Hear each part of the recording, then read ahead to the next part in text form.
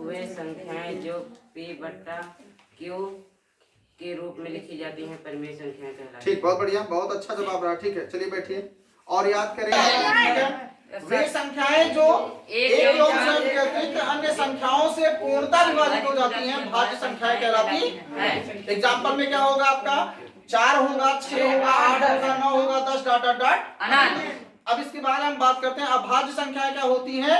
वे संख्याएं जो एक एवं स्वयं के अतिरिक्त अन्य संख्याओं से पूर्णतः विभाजित नहीं होती हैं अभाज्य संख्याएं कहलाती हैं। एग्जाम्पल में बात करेंगे तो जैसे हमारा 2 होगा, 3, 5, 7, 11 डॉट डॉट डॉट अनंत।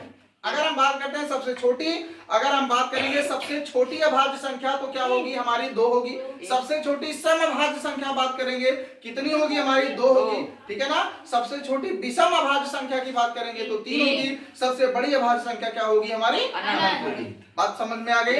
परिमेय संख्याएं हम आपसे बताए अभी, वे संख्याएं जो P बटे Q के रूप में लिखी जाती हैं परिमेय संख्याएं कहलाती हैं। Q का मान 0 के बराबर नहीं होना चाहिए, जहां P व Q क्या है? पूर्णांक है। बात समझ में आ गई सबको?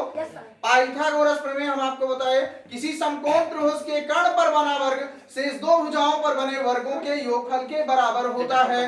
कर्ण का स्क्वायर बराबर लंब का स्क्वायर प्लस आधार का स्क्वायर। ठीक है ना। ये आपको बताया गया। वृत्त क्या बताया? बिंदुओं का ऐसा बिंदुपथ, बिंदुओं का ऐसा बिंदुपथ जो किसी एक स्थिर बिंदु से सदैव नियत दूरी पर होता है वृत्त कहलाता है। स्थिर बिंदु वृत्त का केंद्र होता है, नियत दूरी वृत्त की त्रिज्या होती है। बात समझ में आ गई? वृत्त का क्षेत्रफल क्या होता है मेरे भैया? पाई आर स्क्वायर वर्ग इकाई मात्रक होगा। ठीक है। वृत्त की परिधि क्या होगी? परिमाप उसी को कहते हैं, उसी को परिसीमा कहते हैं, 2 पाई आर होगा। ठीक है ना। एक बात और जानिएगा आप लोग, वृत्त का क्या होता है? आयतन नहीं होता है, परंतु गोले का आयतन होता है। क्लियर हो गया? अगर आपसे कोई कहे सरल रेखा क्या होती है?